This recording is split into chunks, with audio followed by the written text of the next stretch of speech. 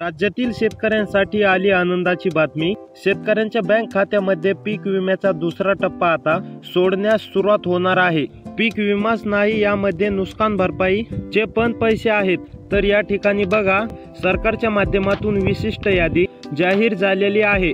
म्हणजे जे काही महत्त्वाच्या याद्या असतात, आता सहज काही याद्या जाहीर होतात। मात्र जी महत्त्वाची यादी असते त्यामध्ये जे जिल्हे असतात, कारण जे जिल्हे यादीमध्ये येतात, जे जिल्हे यादींमध्ये येतात त्या जिल्ह्यामध्ये पैसे वाटप होतात। कोणत्या जिल्ह्यांच्या याद्या, तसेच कोणते गाव घेतलेले आहेत, तसेच कोणते तालुके घेतलेले आहेत, यादीत घेतलेले आहेत की त्या ठिकाणी सरकार पैसे देणार आहे, हे सर्व काही यादी आता आपल्याकडे आलेले असून ती यादी देखील तुम्हाला दाखवणार आहे। जर यादीमध्ये तुमच्या जिल्ह्याचं नाव, तालुक्याचं नाव असेल तर डायरेक्ट पीक विमा नुकसान भरपाईचे पैसे तुम्हाला मिळणार आहेत। काहींना 15,000 रुपये मिळतील, तर काहींना 18,000 रुपये मिळतील, तर काहींच्या बँक खात्यात 22,000 रुपये मिळतील।